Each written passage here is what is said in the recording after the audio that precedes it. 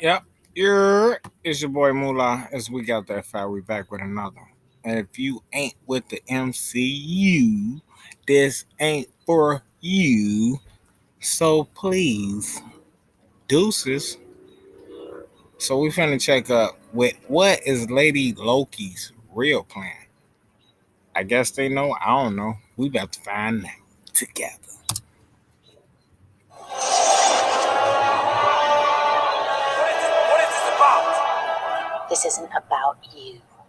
Welcome to the Screen Crush Break Room. I'm Ryan Airy. The first two episodes of Loki gave us a lot to process. Time cops, alternate realities, and a new female Loki. But what is this new variant of Loki up to? What's her final plan? Why does she have a grudge against the Timekeepers? And most importantly, is she a good Loki or a bad Loki? Long ago, there was a vast Who multiversal knows? war. Unique timelines battled each other for supremacy. A new multiverse would challenge the supremacy of the Timekeepers, so it seems likely that this is Randy Loki's goal, to start a second multiversal war. Comic readers may remember that a similar war happened in the 2015 comic Secret Wars. So in this video, we'll explain how Randy's plan will lead into the Secret Wars and tie into the Multiverse of Madness and the Eternals, and how all of this will build up to Kang the Conqueror as the next big bad villain of the MCU. So let's not waste another. Settle in, sharpen your pencils, and check this out. According to Miss Minutes, long ago, there were countless timelines which clashed in a multiverse war. This almost destroyed all of existence, but reality was saved by the Timekeepers, who reorganized the multiverse into a single timeline. I decided to start selling merch about a year ago. Now he's saying he's finna bring up Kane the Conqueror. I say the middle dude is Kane the Conqueror that came back from another timeline and put itself in the middle. What Loki and them trying to do, like they're trying to disrupt it. That's my theory. I don't know, y'all. But let's go. The sacred timeline. But every once in a while, variants such as Loki veer off their predetermined paths and cause Nexus events. Which, left unchecked, could branch off into madness, leading to another multiversal war. Now, it's important to recap this information because a multiverse war is very similar to the Secret Wars event from the comics. The I'm talking about the multiverse. 2015 Secret Wars, not the classic 1984 The storyline, which was awesome. multiverse. 2015 Secret Wars was about a multiverse war where different versions of characters clashed to save their universes and eventually reality itself. And that's what Loki might be setting the groundwork for, a giant multiversal crossover between different versions of your favorite heroes. Think Spider-Verse, but with everybody. Bring me everyone. Everyone. All right, And bro. we think this was Randy's plan. At the end of episode 2, she makes her move, sending a bunch of reset charges through the time portals. But where did she send them? We don't know yet, but it seems very likely that those charges were sent to multiple points in time, causing Nexus events that the TVA can no longer reset. So her plan is to create enough Nexus events that branch past the red line, which will surely send the timelines to a point of no return. And that would lead to the destruction of the timeline and the Exactly. collapse of reality as we know it. And So then what happens? why would Lady Loki want to do such a thing? Hold on. What happens when that happens? Because y'all always worry about that red line. Y'all been in control of this red line for I don't know how long. Because y'all time move different. But what happens when all these hit the red lines? It's gonna be a war. The Celestials about to wake up. Or whatever. I don't know. Help me out, y'all. Help me. Just help me. Well, to explain it, let's actually look at Loki's first day with the TVA, because his experience might inform us about how the TVA might have already abused Lady Loki. Loki was arrested and put on trial without any explanation. The TVA sort of found him guilty before he even got a chance to make his case. The court finds you guilty, and I sentence you to be reset. Next case, please. Reset. Off does that mean? the top. Is it bad? What does it mean? I mean, how could Loki Reset. defend himself when he didn't even know he's committing a crime against the sacred timeline? How about a lawyer? I mean, who's holding this trial? The Cardassians? In Cardassia, the verdict is always known before the trial begins. And it's always the same. In that case, why bother with a trial at all? Sure. That's a good question. See? That's what happened in America. This is America. Loki was a bad boy in 2012, killed a bunch of people, and tried to take over Earth. But him picking up the Tesseract and escaping isn't really a crime against time, it's just Loki being Loki. Can you really blame the guy? He's literally called the god of mischief. How could he know that there was time travel involved? You see, I only came into possession of the Tesseract because they traveled through time. What they did Thank was you. supposed to happen. You escaping was not. But suddenly, now he's a time criminal. Did y'all hear that? It's just like what he was like. Dude got off for killing somebody, the policeman, and then the other policeman got off, then the other policeman got off. The other policeman got off for like putting drugs on the other dude, the black dude. It's like dude number 1, dude number 2, number 3, 4, and cop number 1, 2, 3, 4. If y'all know what I mean. But that's what it sounds like. Getting a sham trial that would surely result in him being erased, if not for Mobius. Not to mention this other guy who got melted just for being annoying.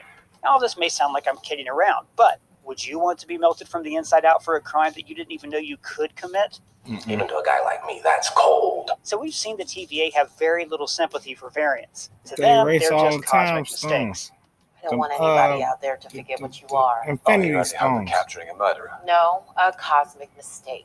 These time bureaucrats only care about keeping the timeline tidy, and variants make their jobs harder. So if they was keeping it so tight, what's about to happen? It's about to be something deep, y'all.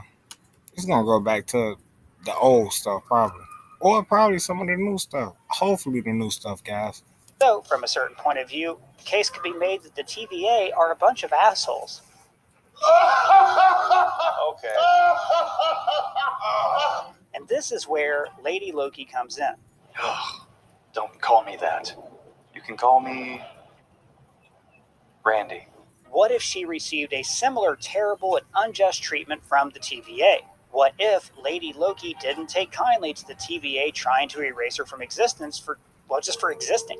I mean, that's a big deal. You ridiculous bureaucrats will not dictate how my story ends! It's not your story, Mr. Laufeyson. It never was. Loki sees himself as a god, someone who was born to rule. That's part of the He's lie a that god he tells of himself. mischief. And Randy might be doing the same. And gods don't like to be told what to do or learn that they're insignificant when faced with real gods, such as the Timekeepers.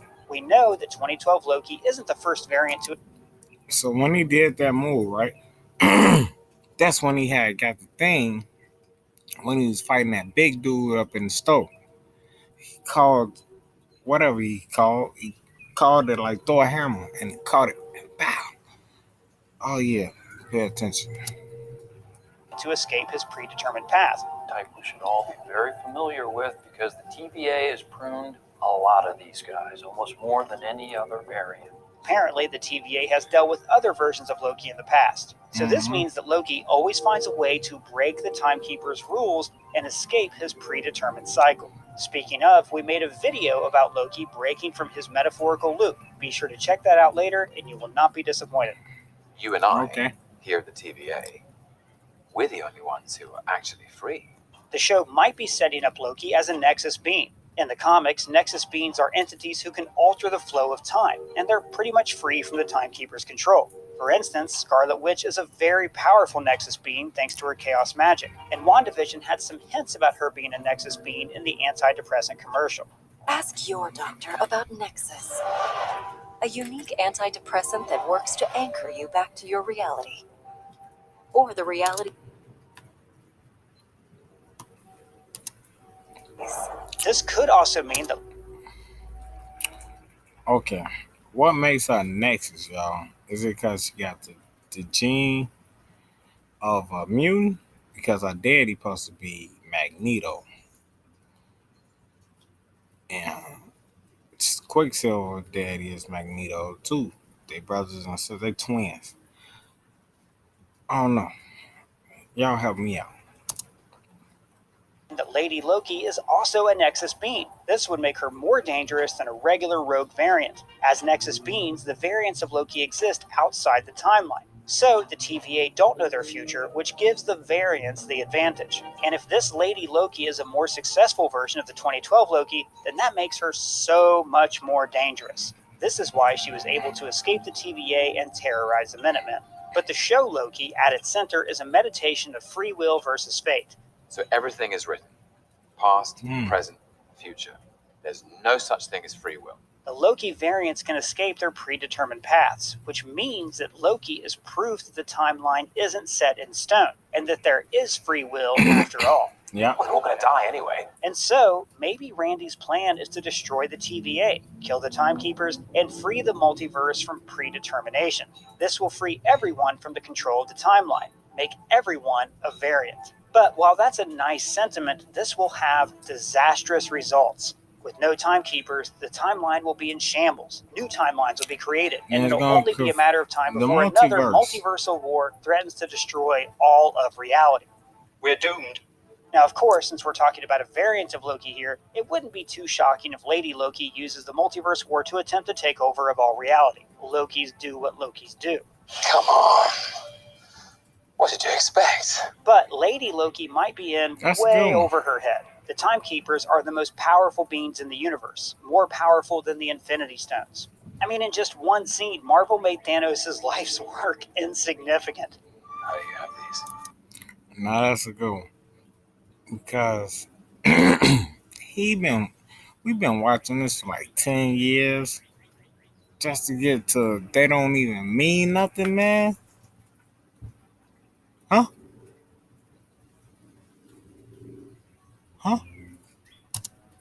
Oh, we actually got a lot of those. Yeah, some other guys use them as paperweights. These rocks are nothing compared to the cosmic power of the Timekeepers. Is this the greatest power in the universe? So if the Timekeepers are so powerful, they must play a bigger role in the MCU, which is why we think the Timekeepers could be the Celestials. A celestial like a god? Small G, son. You remember the Celestials. We saw one using the Power Stone in the Collector's flashback. Nowhere is inside a dead Celestial's head, and Peter is half Celestial. If he's a planet, how could he make a baby with your mother? He would smush her. The Celestials are cosmic gods who have seeded life across the universe, including humans, Skrulls, the Eternals, and so. It's crazy. Like, you a planet, and you made a mini you, a little bitty you, to go make sex with itty bitty people. Okay. So many others. Their history in the comics is shrouded in mystery, but we do know they have been around ever since the beginning of time itself, and they won a war that created the multiverse. So what if, in the MCU, the Celestials fought in the multiversal war? With their godlike powers, they won, then erased all the other timelines and created the sacred timeline, ruling as cosmic gods of their new, tidy mini multiverse. These guys come from legend. They're basically gods. There's only one god, man. And I'm pretty sure he doesn't dress like that. With the creation of the sacred timeline, 3 of the Celestials were charged to protect it as the Timekeepers. The rest are traveling the universe to create and destroy life, and all of this could be explored in the Eternals movie since they were created by Celestials. But there's more. In the 2015 Secret Wars event, power ending beings called the Beyonders were responsible for the end of the multiverse. Well, our guess is that the Celestials will play a similar role in the MCU. If the Celestials indeed won the ancient multiversal war and created the current timeline, it only makes sense that they would end existence all over again once a new multiversal war began. The Celestials are the janitors of the universe, and Lady Loki might not be aware of their sheer cosmic power. There's always a bigger fish. While Loki and the TVA might stop Lady Loki by the end of the first season, there's a good chance that the multiversal war won't be prevented, only prolonged. If Randy creates a bunch of branching new timelines, she will set the multiverse on a path that will eventually lead to the Secret Wars. Maybe by the end of Loki, the TVA will be in shambles, no longer able to protect the timeline. So Loki will step up and seek out Doctor Strange and Wanda, showing up in Doctor Strange in the Multiverse of Madness. And it's possible they will form a team that will protect the timelines and the multiverse. Wow.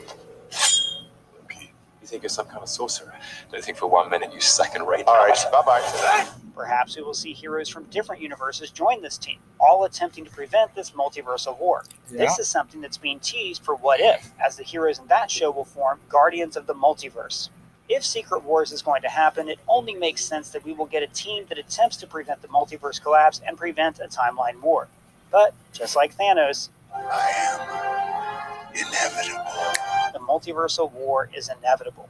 This brings us to the ultimate nexus being Kang the Conqueror. There is no way anyone can talk about timelines without mentioning Kang. He is the Genghis Khan of time travel and might be the MCU's next Thanos-level villain. Kang will be played by Jonathan Majors in Ant-Man and the Wasp: Quantumania. In fact, Chronopolis, the city that Kang rules, appear here in Ant-Man and the Wasp. And because the quantum realm is used for time travel, this is hinting that Kang is going to use the quantum realm to control time itself. Yeah. Kang exists outside the regular flow of time, and there are multiple versions of him throughout the past, present, and future. In the comics, there's even a huge council of Kangs.